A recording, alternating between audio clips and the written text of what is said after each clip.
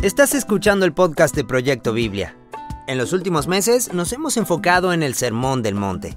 Mi nombre es John Collins y aquí estoy con mi coanfitriona Michelle. ¿Cómo estás, Michelle? Hola, John. Bien. El Sermón del Monte es una gran colección de enseñanzas de Jesús.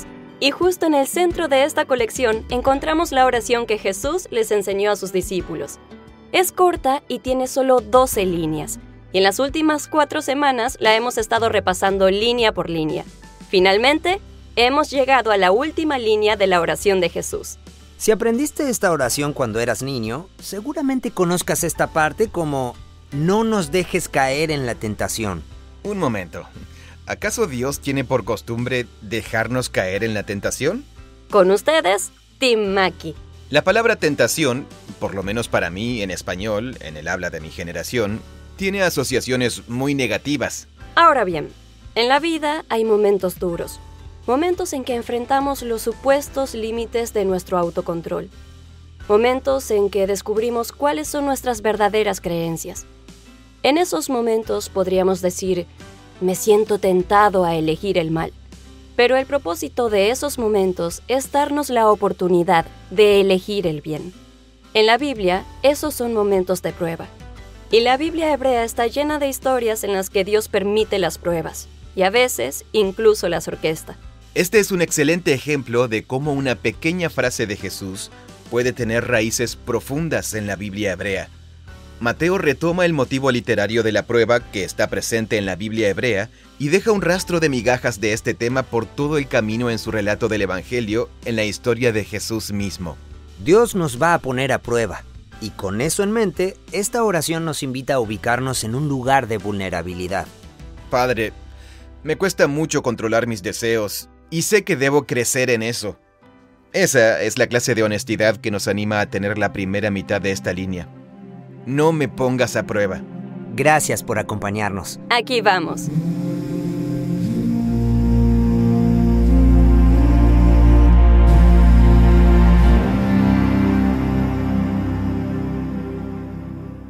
Hola, Tim. Hola, John. Estamos en la última línea de la oración de Jesús. Nos tomamos un buen tiempo Sí. para explorar la oración de Jesús. Fuimos bien despacio. Y me encantó. Hay un mundo entero contenido en esta oración. Resulta que sí. Así es. Entonces, solo para ubicarnos, estamos explorando el Sermón del Monte, que está en el Evangelio de Mateo, capítulos 5 al 7. Es una serie de enseñanzas que nos da Jesús. Justo en el centro del Sermón del Monte, Jesús nos enseña su propia oración y tiene 2 partes. La primera mitad tiene 3 pedidos orientados hacia nuestro Padre. Ujú. Así le llamaba Jesús al Dios de Israel. Padre nuestro que estás en los cielos. Exacto, sí. Padre nuestro que estás en los cielos, que tu nombre sea reconocido como santo. Que venga tu reino y que se cumpla tu voluntad, como en los cielos, así también en la tierra. Bien, esa es la primera mitad de la oración. Sí, y el enfoque está en la reputación, la misión y el propósito del Dios de Israel, que Jesús viene a revelar. Ujú. En realidad no es así, no vino a revelarlo, él llevó a cabo lo que Dios ya había revelado, pero lo llevó a cabo de una forma nueva. La segunda mitad de la oración se centra en la comunidad de los seguidores de Jesús. Son 3 pedidos enfocados en nosotros. Danos hoy el pan que necesitamos. Perdónanos nuestras deudas, como también nosotros perdonamos a nuestros deudores. Y por último, el que vamos a ver hoy. No nos pongas a prueba, sino líbranos del maligno. Entonces, hoy vamos a hablar de la prueba. ¿Qué es la prueba? Tenemos toda una serie temática sobre eso, pero igual vamos a profundizar en este tema como buenos nerds que somos. Sí, este es un excelente ejemplo de cómo una pequeña frase de Jesús puede tener raíces profundas en la Biblia hebrea, en los motivos literarios y los temas de la Biblia hebrea. Y no solo eso, incluso en el Evangelio de Mateo, Mateo retoma el motivo literario de la prueba, que está presente en la Biblia hebrea, y deja un rastro de migajas de este tema por todo el camino en su relato del Evangelio, en la historia de Jesús mismo. Este es un buen ejemplo de cómo una palabra puede desbloquear temas en la Biblia hebrea y también nos ayuda a entender lo que Jesús está diciendo y toda la historia que está sucediendo alrededor de él. Así que la frase es, no nos pongas a prueba. Y al explorar esta frase de la oración de Jesús, tenemos que reconocer que la mayoría de las personas que conocen la oración saben esta parte como no nos dejes caer en la tentación. Sí, claro. Y si uno se pone a pensar, es un poco llamativo. Es como, un momento, ¿acaso Dios tiene por costumbre dejarnos caer en la tentación? La palabra tentación, por lo menos para mí en español, en el habla de mi generación, tiene asociaciones muy negativas. Si alguien te tienta es porque quiere hacerte caer. Exacto, sí. La tentación, el tentador. Mi hijo dice que la comida es tentativa. Tentativa. Cuando ve algo que le gusta mucho dice eso. Siempre me hizo gracia. Sí. Tentación significa instigación que induce o persuade a una cosa mala. Ah, wow. Ok. ¿De dónde es esa definición? ¿Del diccionario de la Real Academia? No, es del primer diccionario general etimológico de la lengua española. Bueno, bien. Eso coincide exactamente con la idea que yo tengo de tentación. La palabra prueba es un poco más neutra. Un maestro que está comprometido con el bienestar y el avance de sus alumnos puede tomarles una prueba.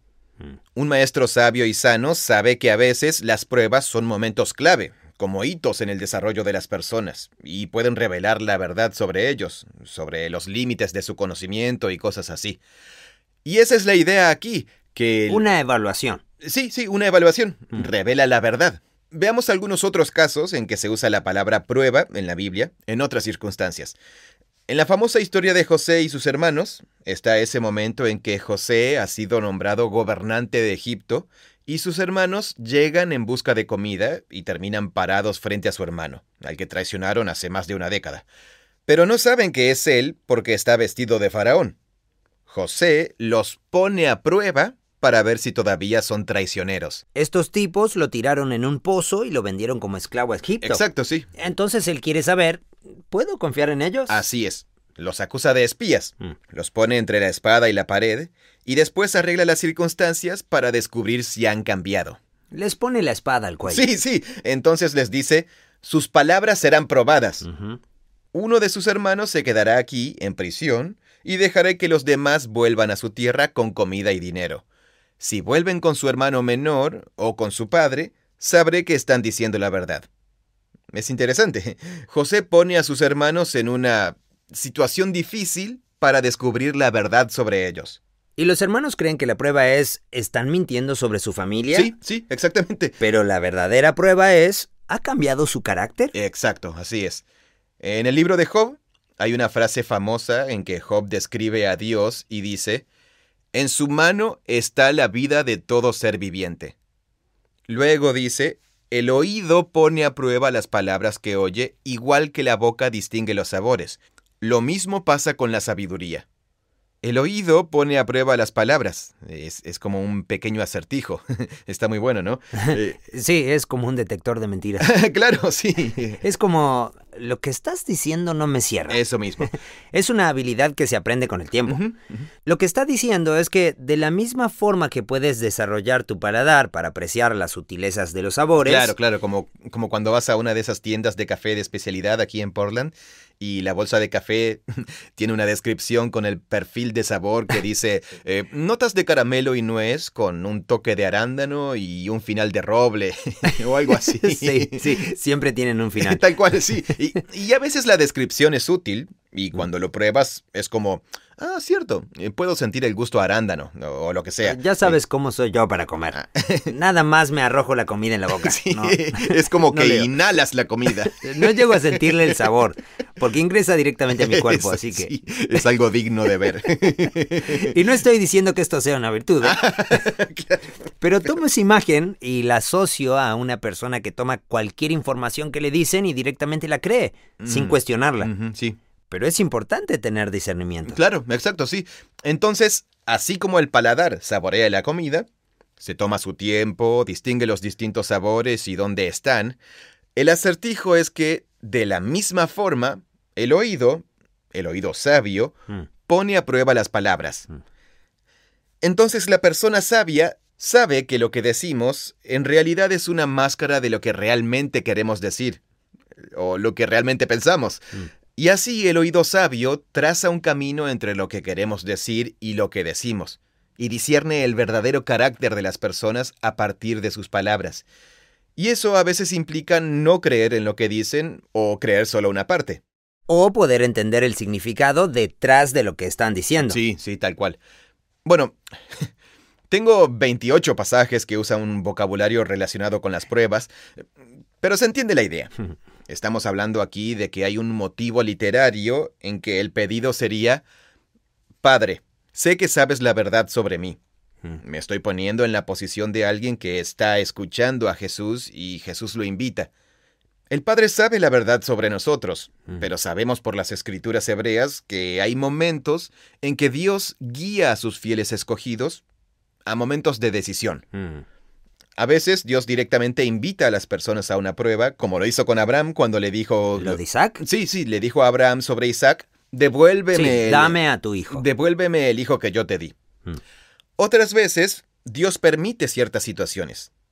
Y ese es el motivo literario que se explora en el libro de Job, donde el Satán es un miembro del concilio divino y pide permiso para demostrar o probar si Job es fiel a Dios o si solo es bueno porque tiene mucha abundancia.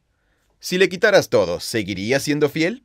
Aquí el instigador es alguien que quiere que Job falle y Dios permite la prueba, pero no la causa ni la provoca él mismo. La Biblia hebrea explora este tema desde muchos ángulos. A veces esas dos cosas se fusionan. Me parece que incluso en el jardín del Edén, la prueba original era de Dios. Claro, exacto, sí. No coman de este árbol. No coman de este árbol. Y luego aparece la serpiente, el maligno, y convierte la prueba en otra clase de prueba. Así es, sí.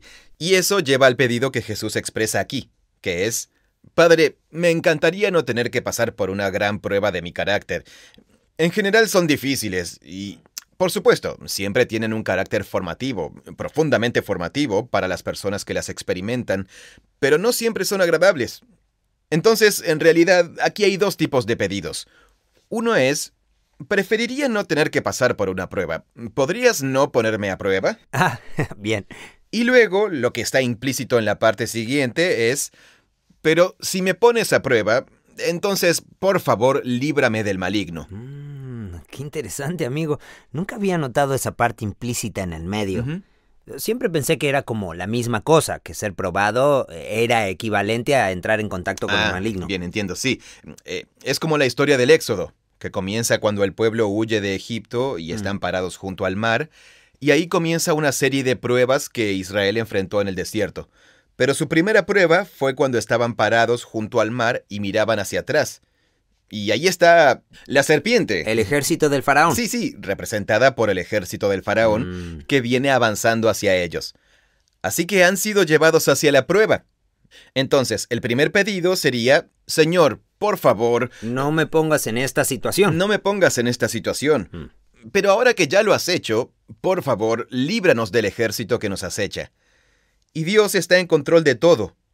La columna de fuego se mueve entre Israel y los egipcios, y luego parte las aguas y todo lo demás. Pero lo implícito es que hay momentos en que Dios lleva a sus fieles elegidos a una prueba. Y en general son muy difíciles.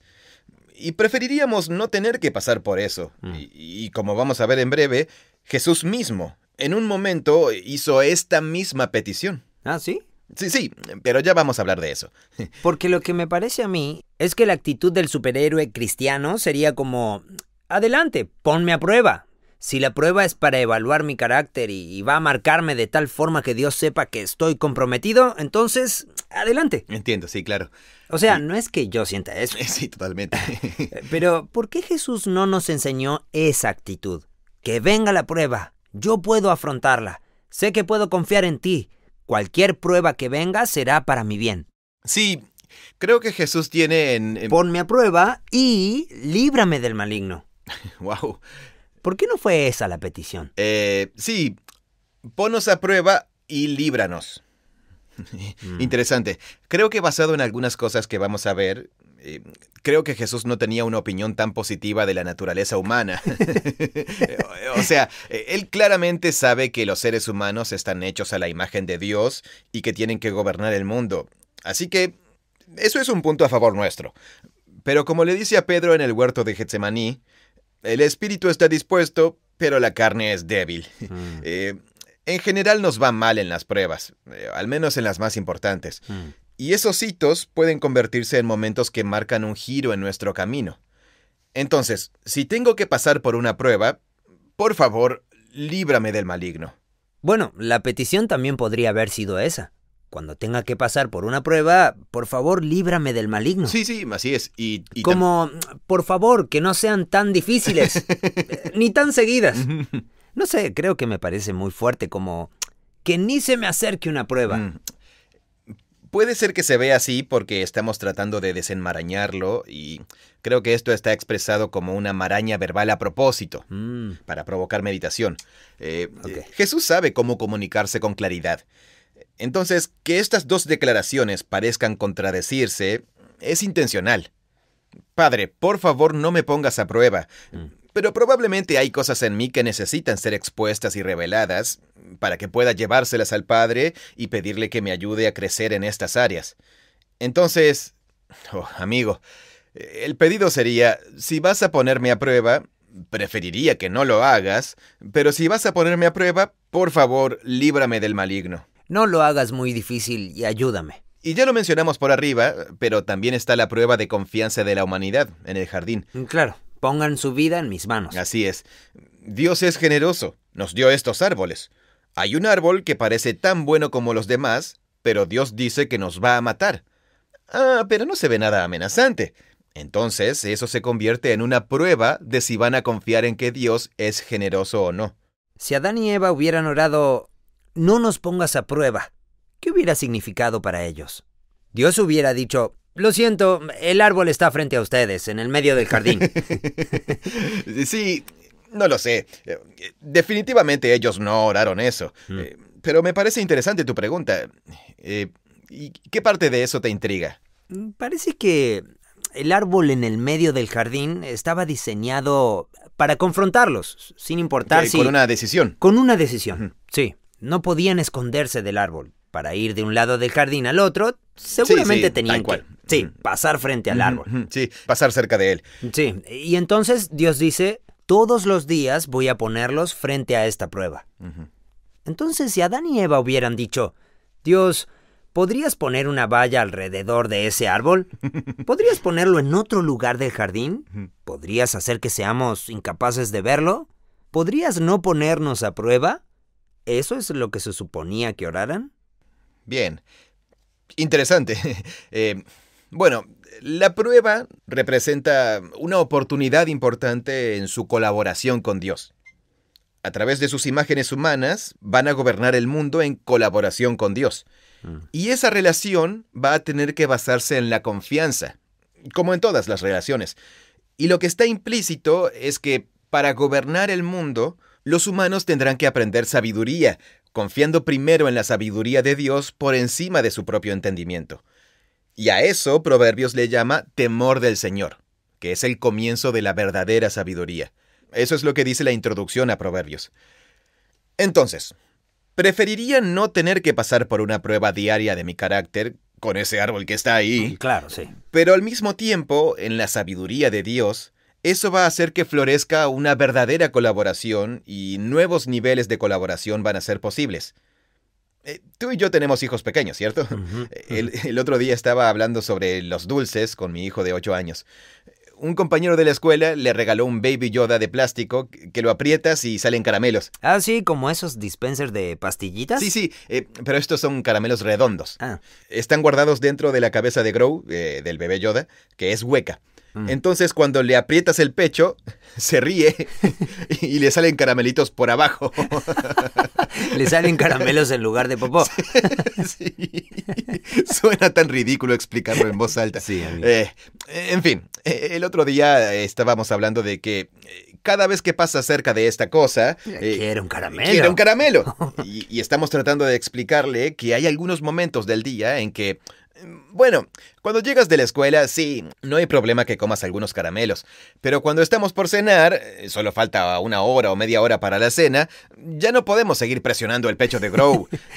Entonces estábamos hablando de que cuando algo está disponible y lo queremos, surge la pregunta, bueno, ¿por qué no puedo tenerlo todas las veces que quiera? Y hay algo intangible y tan importante en aprender a tener autocontrol sobre nuestros deseos. Es cierto. De esa forma crecemos. Y ese es uno de los desafíos que tenemos todos los seres humanos, aprender a tener autocontrol. Y creo que algo así es lo que pasa con esta primera prueba en el Edén. Básicamente, todas las pruebas que vinieron después, tanto la confianza de Noé para construir un barco, como la confianza de Abraham para dejar a su familia y marcharse a una tierra desconocida porque se le había aparecido una nueva deidad, todos esos momentos nos llaman a tener autocontrol sobre nuestros deseos de lo que sea, control, seguridad y... Entonces sería, Dios, por favor no me pongas en una situación en que tenga que controlar mis deseos. Sí. Limita las oportunidades de que mis deseos me controlen. Limita la cantidad de situaciones en que tenga que ejercer control sobre mis deseos. Porque es agotador. Es una oración muy honesta. Totalmente, muy honesta. Sí. Padre, me cuesta mucho controlar mis deseos y sé que debo crecer en eso, pero tengo mis límites, Padre. Sí, tienes razón. Esa es la clase de honestidad que nos anima a tener la primera mitad de esta línea. No me pongas a prueba. Como, sé que vas a hacerlo, pero ¿qué tal si me envías solo las necesarias? Me imagino que para Adán y Eva hubiera sido como buscar caminos alternativos por el jardín para no tener que pasar cerca del árbol. Claro, sí. Limitar su exposición a la prueba. Tal cual. De hecho, me parece que, volviendo a lo de la comida y el deseo, mi esposa es mucho más disciplinada y medida que yo con la comida y el consumo de calorías y todas esas cosas. Entonces, últimamente, ya no tenemos muchas cosas con azúcar en casa, como regla general. Eso significa que la cantidad de dulces disponible en casa es limitada. Y es interesante porque en las fiestas, cuando algún amigo nos regala galletas, es como... Soy muy consciente de que tenemos galletas en casa, igual que mis hijos. Eso por un lado. Pero también nos dimos cuenta de que, bueno, es fácil no consumir mucha azúcar si no tienes cosas dulces en tu casa. Pero se siente como una falsa sensación de autocontrol, porque en el momento en que... Sí, la realidad está allí afuera. Exacto, sí. Pero por otro lado, en la formación de nuestra mente y nuestro cerebro, es posible reentrenar nuestros deseos. Y creo que a veces poner una valla alrededor del árbol puede ser muy importante para reentrenar los hábitos y la mente. Y eso ha sido efectivo en muchas áreas de mi vida y para gente que conozco. Así que, en algunos momentos, hacen falta las dos cosas. Poner una valla alrededor del árbol y también decirle a Dios, bueno, solo quería avisarte que Es posible que intente trepar la valla. Es posible que intente trepar la valla. Hice la mejor valla que pude, pero por favor, líbrame de una que otra prueba hoy. Es una oración muy honesta. Y en particular, hay una prueba de Israel que está en el libro de Deuteronomio, y sabemos que este tema de la prueba de Israel en el desierto tuvo una enorme importancia para Jesús.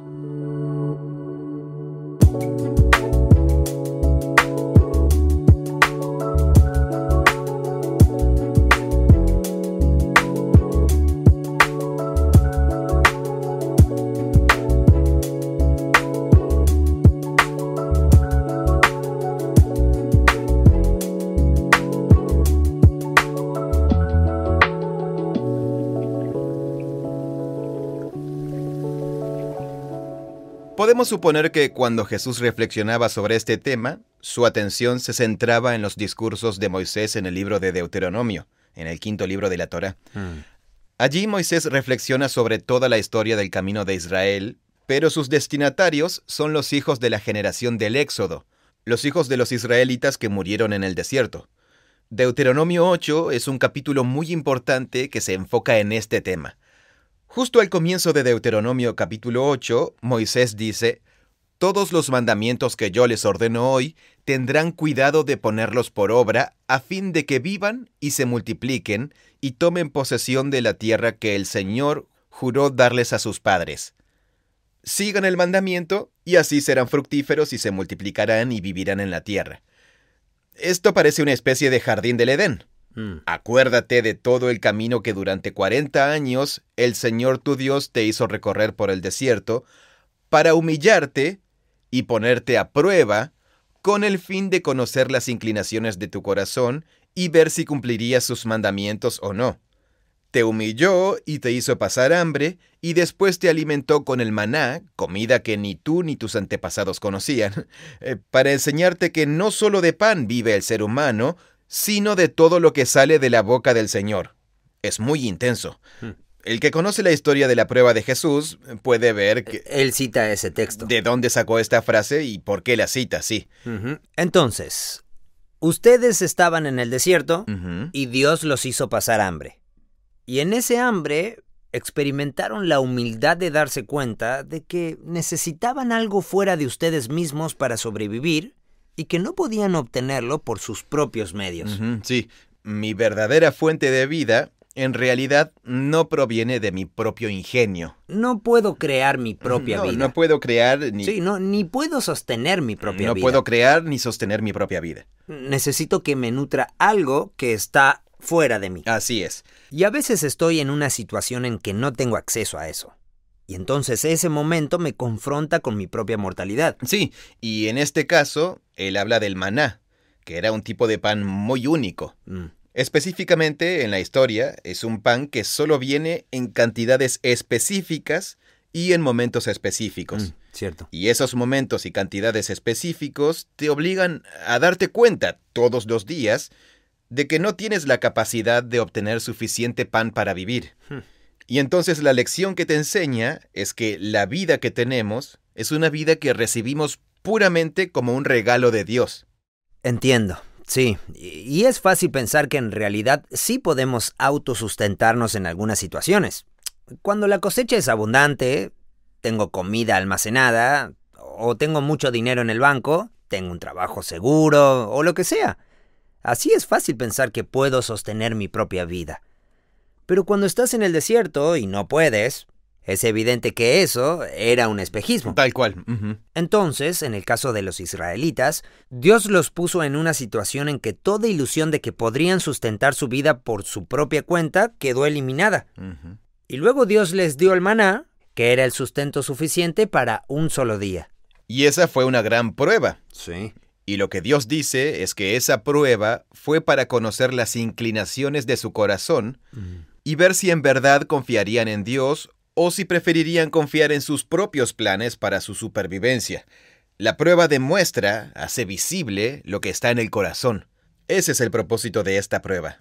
Porque en esa historia ellos podían tratar de recolectar más. Ah, claro, sí, exacto. ¿Cuál era en verdad la prueba en esa historia? Bien, en esa historia la prueba era que cuando el maná caía, debían recolectar una cierta cantidad. Sí. No recojan para varios días ni acumulen. No recojan demasiado poco. Recolecten justo esta cantidad que les va a alcanzar para este día. Luego mañana volverá a caer maná. No acumulen para muchos días, solo un día a la vez. Entonces nos enseña, a través de la formación de los hábitos, que vivimos gracias a la generosidad de Dios, no por nuestra astucia ni nuestro ingenio. Así que cuando dice, con el fin de conocer las inclinaciones de tu corazón y ver si cumplirías sus mandamientos o no, el mandamiento al que se refiere es el de solo recojan lo suficiente para ese día. Junten lo suficiente para ese día, sí. Y lo que sucede es que en Éxodo 16, varios israelitas salen y tratan de recoger para varios días. Pero se pudre, le salen gusanos y eso. Así que todos los días Dios podía mirar hacia abajo y fijarse, a ver cuáles son los que confían en mí. Sí, así es. Son los que solo han... Claro, son los que recogen solo lo que necesitan para ese día. Sí. En otras palabras, tienen vida para ese día. En base a lo que dijo Dios, que fue, recojan solo lo suficiente para cada día por la palabra de Dios. La palabra de Dios es la que provee el pan y también la que da los mandamientos referidos al pan. Porque resulta que el pan puede ser tu perdición, puede distorsionar tu visión de la realidad. Pero después dice esa frase que cita Jesús, no solo de pan vive el ser humano, sino de todo lo que sale de la boca del Señor. Exacto, sí. Pero aquí están en el desierto, viviendo solo de pan. Ah, sí, bien. Sí, es cierto. Pero es un pan que solo viene en el momento indicado, de la manera indicada, según el mandamiento de Dios. Creo que así funciona. En otras palabras, no es como, aquí tienen una gran montaña de pan. Es solo un poco de pan, el pan diario. Danos solo lo que necesitamos para cada día. Y cada día tengo que pasar una nueva prueba de confianza y no tengo por qué estar desesperado todo el día preguntándome si voy a tener pan mañana. Entonces, cuando estoy recogiendo el pan, no estoy simplemente recogiendo pan. También estoy obedeciendo. Obedeciendo la palabra. La palabra de Dios. Al tomar solo un puñadito, en lugar de llenarte los brazos con todo lo que puedas recoger. Entonces la prueba ahí es que no solo estás confiando en Dios para el sostén de ese día, sino que también estás obedeciendo el mandamiento de no acumular para los demás días. Así es, eso es, sí. Bien. Creo que aquí también hay un eco de Génesis 1, de vivir por la palabra de Dios. Porque la palabra de Dios es lo que separa y ordena la creación y la sostiene. Sí. Me parece que aquí hay una sabiduría que va más allá de esta situación específica, que es que creemos que necesitamos comida para sobrevivir, o agua para sobrevivir, o un buen trabajo para sobrevivir. Pero en definitiva, detrás de eso, lo que realmente necesitamos para florecer es vivir según la palabra creativa de Dios. Sí, sí. La palabra de Dios y la sabiduría de Dios que nos conecta con la fuente de toda vida. Uh-huh. Y esa es la vida verdadera porque no se desvanece. Entonces todo esto está profundamente arraigado en la psiquis de los antiguos israelitas y de un israelita en particular que nació de María en Belén. Uh-huh. Y Jesús de Nazaret creció con esta literatura. Y, como vamos a ver, esto moldeó la forma en que se veía a sí mismo y quién era el Dios de Israel para él. Y eso nos lleva al tema de la prueba en el Evangelio de Mateo.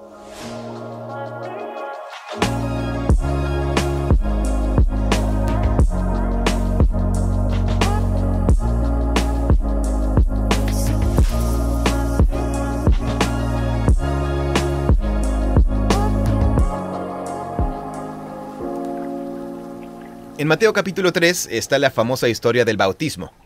Hemos hablado bastante de eso en muchas otras conversaciones. Esa fue la ordenación de Jesús como sacerdote real, como Mesías y sacerdote de Israel, como el siervo sufriente. El Hijo amado. Sí, el Hijo amado que fue declarado el Hijo y también declarado el siervo en quien Dios se complace. Justo después del bautismo y la ordenación, llegamos a Mateo capítulo 4. El mismo espíritu que descendió sobre Jesús en forma de ave, ahora lo guía hacia el desierto para que sea probado por el calumniador, también conocido como el diablo. La palabra diablo no es un nombre, es una palabra que significa alguien que lanza insultos a alguien. Calumniador. Sí, un calumniador, así es. Diabolos es una palabra griega. Bien. Es interesante, el espíritu llevó a Jesús al desierto para que fuera probado por el maligno. No me lleves a la prueba. Y aquí está el espíritu llevándolo a la prueba. Pero si lo haces, líbrame del maligno. En otras palabras, la frase en la oración de Jesús surge de su propia... Sí, experiencia. Sí, de su experiencia. Después de haber ayunado, no haber comido durante 40 días y 40 noches, tuvo hambre. Obvio. Sí. Sí. Entonces Amigo. viene el tentador y le dice, escucha, si en verdad eres el Hijo amado y especial de Dios, el siervo elegido, como se dijo en tu bautismo, entonces debes tener mucha autoridad. ¿Qué tal si conviertes estas piedras en pan? Ordena que estas piedras se conviertan en pan. Usa tu palabra para hacer pan. Sí, vive según tu palabra. Tu palabra es capaz de convertir piedras en pan. Y Jesús responde citando el pasaje en el que meditamos recién. Está escrito, no solo de pan vive el ser humano, sino de todo lo que sale de la boca del Señor. Bueno, sin conocer el contexto de eso, parece como si Jesús estuviera diciendo, no quiero comer pan. Los seres humanos necesitamos más que solo pan. Pero después de haber meditado en el pasaje, entiendo lo que está queriendo decir. Está pensando en los israelitas y en el momento en que tuvieron que recoger el pan de la manera que Dios les había dicho. Uh-huh. Y eso revelaba si confiaban o no en Dios. Y revelaba su carácter y los mantenía en un lugar de humildad. Y lo que Jesús dice es como, en ese lugar quiero estar. Quiero estar en el lugar de humildad, confiando en que Dios me dará el pan. Sí. Esta es la primera de 3 pruebas y cada una esclarece las demás. Es una buena literatura de meditación de la Biblia hebrea. Hay que reflexionar en cada una de las pruebas, porque cada una es como un pequeño comentario sobre las otras dos. Entonces, esta primera prueba evoca los 40 años de Israel en el desierto, donde vivieron por una confianza diaria y un pan diario. Ese tiempo estuvo destinado a convertirlos en un pueblo que confiaba en la palabra de Dios por sobre sus propios deseos, básicamente.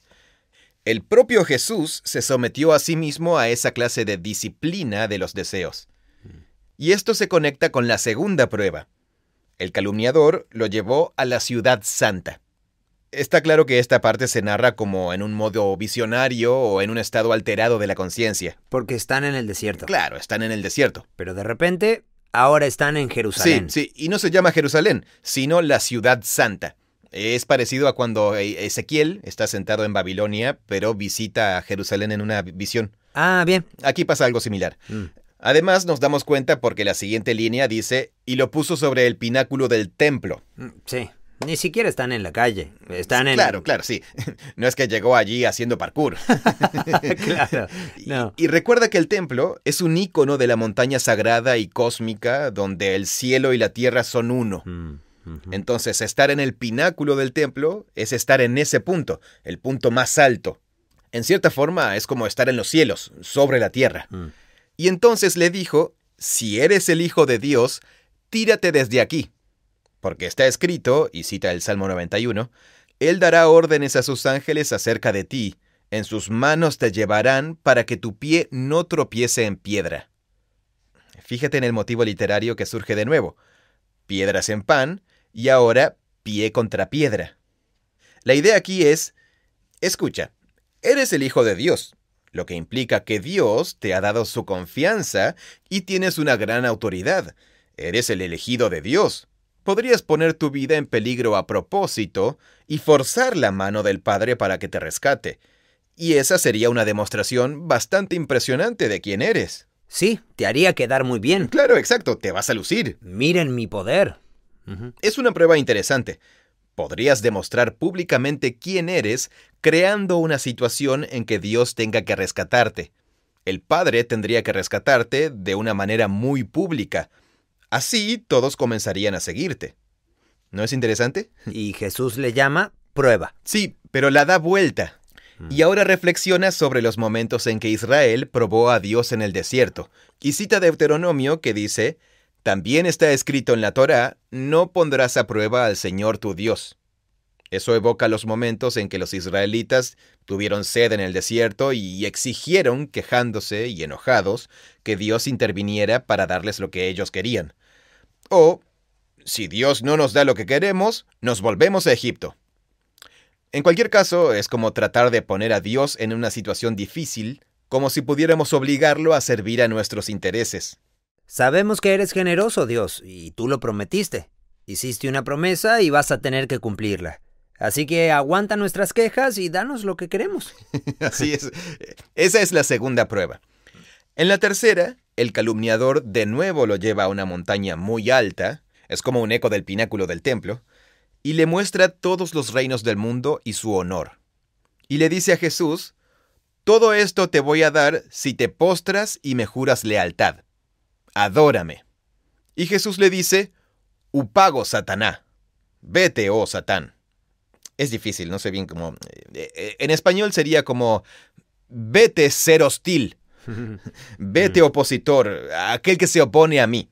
Es difícil de... Esa frase encierra mucho enojo. Sí. Esencialmente lo que le dice es, vete de aquí, tú te opones a mí. Porque está escrito, y otra vez cita Deuteronomio 6, al Señor darás tu lealtad, adorarás, y solo a Él servirás. Las pruebas se ponen cada vez más intensas. La primera es, susténtate por ti mismo. La segunda, fuerza la mano de Dios. Demuestra tu poder. Para demostrar tu poder. Sí. Y al final, esta es una búsqueda de poder directa y sin rodeos. Tú eres la imagen de Dios. Yo soy el que manda aquí, pero estoy atado de manos. No va a decir eso, pero aunque estoy atado de manos, yo soy el que manda. Y si me das tu lealtad, podrías gobernarlo todo. La pregunta es, ¿qué significaría si Jesús le diera su lealtad al maligno conociendo su identidad como el elegido? Bien, esto es genial, lo hablamos hace un tiempo, hace un par de años. Esa pequeña frase, vete Satanás, aparece una vez más en el Evangelio de Mateo. Y está en una historia muy interesante en la que Jesús pone a prueba a sus discípulos. Y quizás ya sepas esto porque lo hemos mencionado antes, pero este hipervínculo está muy bueno. Está en Mateo capítulo 16. Así que es un vínculo hacia algo que está después, cuando Jesús lleva a sus discípulos a Cesarea de Filipo, que fue todo un tema. En esta zona había muchos templos, en especial el templo del culto al emperador y el templo al dios Pan. La palabra Pan significa todo, era el dios todo. Entonces los lleva al centro de lo que podríamos llamar sincretismo, el pluralismo religioso. Y allí les pregunta a sus discípulos, ¿quién dice la gente que es el Hijo del Hombre? Y ellos dicen, bueno, algunas personas creen que eres Juan el Bautista, otros dicen que eres uno de los profetas antiguos. Y Jesús dice, bueno, ¿y ustedes quién dicen que soy? Y Pedro dice su frase famosa, tú eres el Mesías, el Hijo del Dios viviente. Y Jesús responde, bienaventurado eres, Simón, hijo de Jonás, porque esto no te lo reveló carne ni sangre, sino mi Padre que está en los cielos. Amigo, estás diciendo más de lo que puedes comprender. Estás en contacto con el cielo cuando haces esa confesión sobre mí. Y uno se queda como, ¡wow! ¡Qué gran elogio! ¡Impresionante! Ojalá Jesús dijera eso de mí.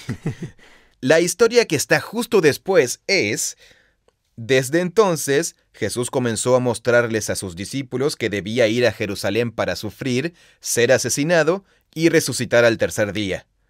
Pedro tomó aparte a Jesús y comenzó a reprenderlo. O sea, empezó a regañar a Jesús, a corregirlo, diciendo, de ninguna manera, Señor, que Dios lo prohíba, eso no te sucederá jamás. Y Jesús se volvió a Pedro y le dijo, apártate de mí, Satanás. Upoago Sataná. Es exactamente lo mismo que le dijo al tentador en el desierto.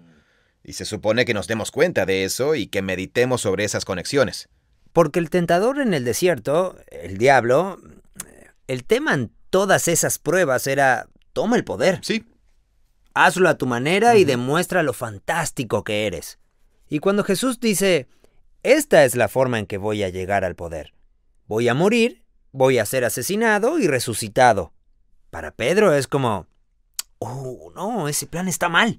Y encima, justo antes le había dicho, tú eres el Mesías, el ungido, el elegido. Y Jesús dice como, esa es exactamente mi identidad. Ese es un título de honor muy poderoso, ser el ungido. Y entonces el giro es la sorpresa. Es como que Jesús le dice, Pedro, me estás tentando.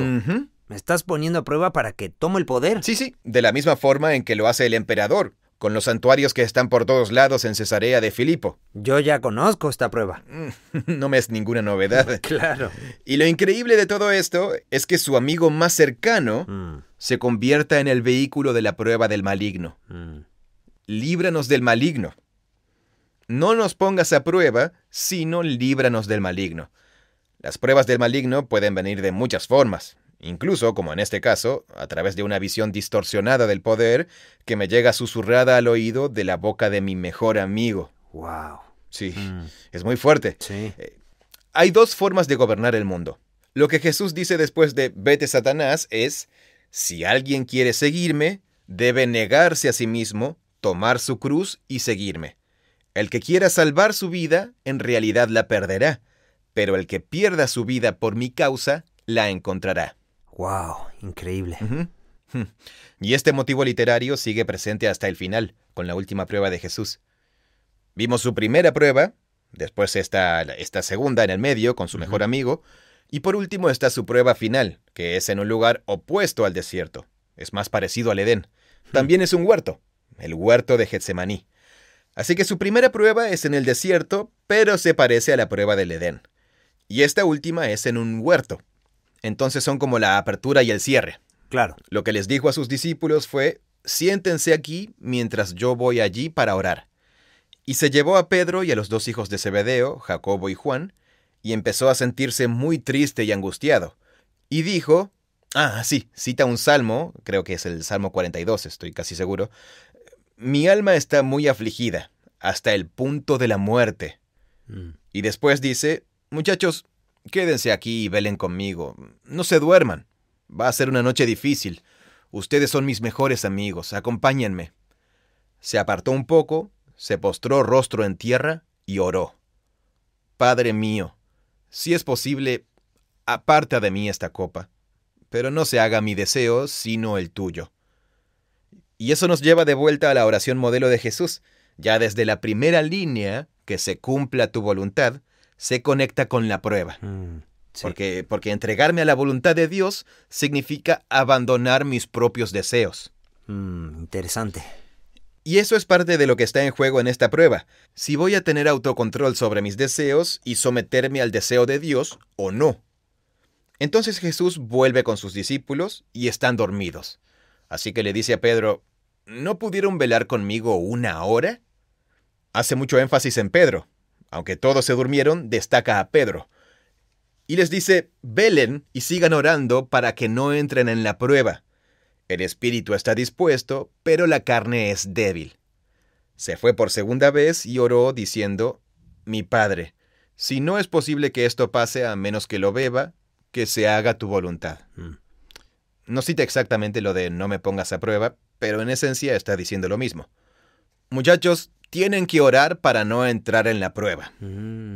Luego se alejó y oró, que esta copa pase de mí. Está orando, no me pongas a prueba.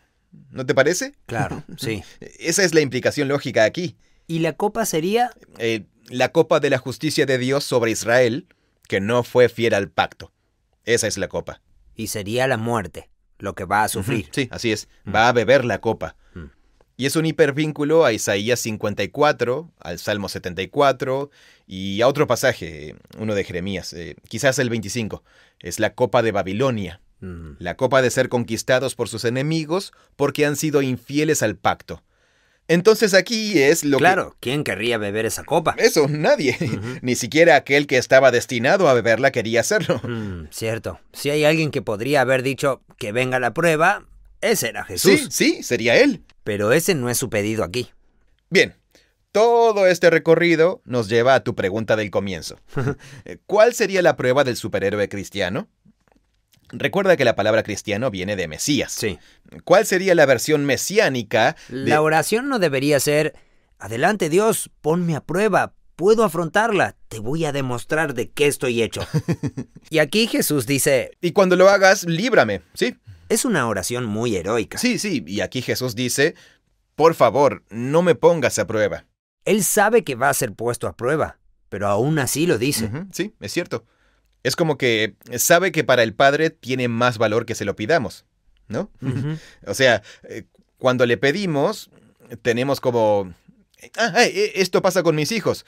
Cuando hay algo que querían, pero nunca lo dijeron en voz alta, y me entero después, es como... si tan solo me lo hubieras dicho, por supuesto que te hubiera ayudado. Podríamos haber encontrado tu... no sé, lo que sea. Pero aquí es como que él sabe. Él sabe que ese no es el deseo de Dios. Él sabe que evitar la prueba no es el deseo de Dios, claro. Y toda la historia nos lleva hasta este punto. Pero ese es su deseo. Y simplemente está siendo honesto. Creo que volvemos al tema de la honestidad de esta oración. Sí, así es. Es una invitación a ser completamente... honestos con Dios. Sí. Eso.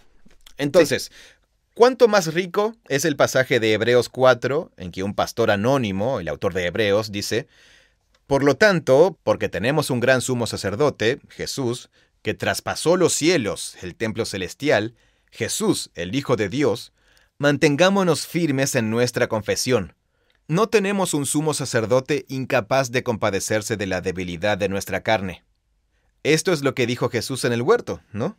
Mi deseo es no beber la copa de ira. Exacto, pero también el espíritu está dispuesto, pero la carne es débil. Sí. No queremos beber la copa. Y luego continúa y dice, pero nuestro sumo sacerdote ha sido probado en todo de la misma manera que nosotros, pero no falló. Así que acerquémonos confiadamente al trono de la gracia para recibir la misericordia y la gracia cuando lo necesitemos. Dios está con nosotros. En el momento en que sentimos que está lejos y que estamos solos con el tentador, descubrimos que Dios está con nosotros, que no nos tienta, sino que nos prueba y nos invita a tomar la decisión correcta. Es un tema muy intenso, amigo, este que surge en la última línea de la oración de Jesús.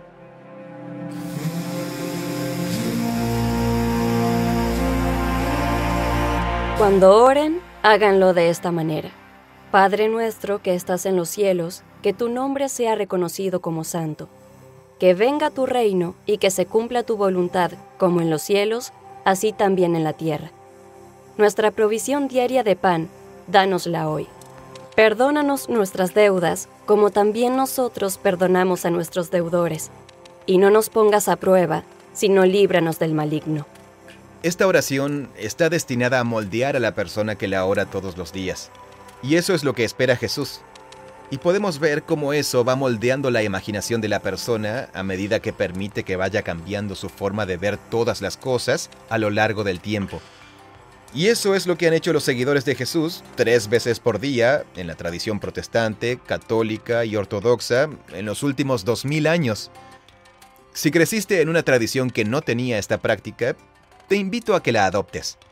Aunque no la hayas aprendido en la comunidad de tu iglesia, es una práctica antigua que consiste en dedicar 60 segundos para decir esto 3 veces por día. Quiero invitar a todos a intentarlo durante un mes para ver qué pasa. Quizás nos sorprendamos.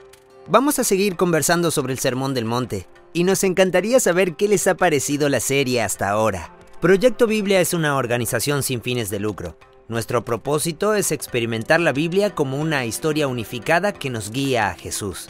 Todo lo que hacemos es gratuito gracias al apoyo generoso de miles de personas como tú. Gracias por ser parte de esto con nosotros. Este podcast es producido por Full Voice Studio. Es una versión localizada del podcast The Bible Project, originalmente grabado por John Collins y Tim Mackey. Gracias por escucharnos. Hola, mi nombre es Johnny y soy de Venezuela. Lo que me gusta de Proyecto Biblia es cómo explican dando un contexto bíblico sobre cada tema. Las animaciones son increíbles y también explican temas complejos de forma muy fácil.